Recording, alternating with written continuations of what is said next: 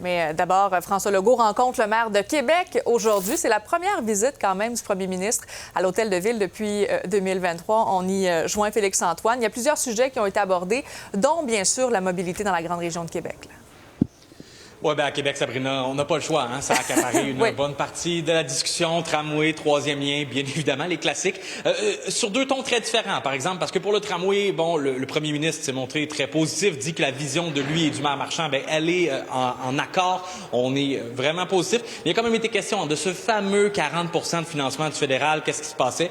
Et même s'il est resté flou, bien, François Legault a quand même mentionné que peu importe ce qui se passait, le projet irait de l'avant du côté du tramway. Mais évidemment, pour le troisième lien, le ton était différent.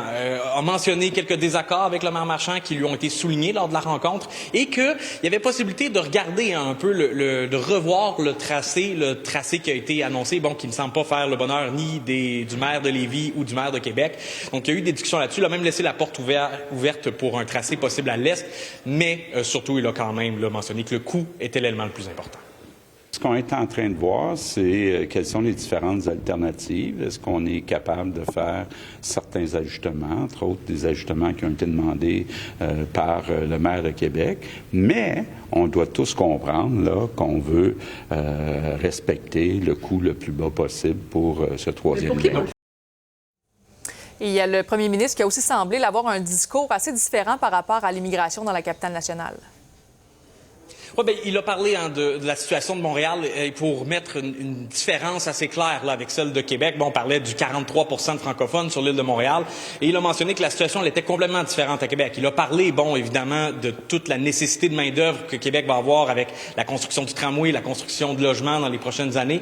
Et il a mentionné qu'on ne peut pas comparer donc la situation et la volonté de voir les immigrants rester à Québec et dit que l'intégration s'y fait d'ailleurs beaucoup plus facilement, que l'apprentissage du français devient pas mal plus obligatoire et que c'est très différent donc qu'à Montréal et à Laval.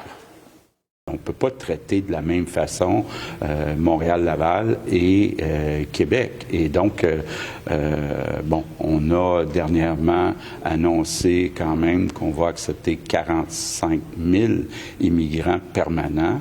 Bien, on va privilégier justement ces immigrants qui sont à l'extérieur de Montréal et Laval.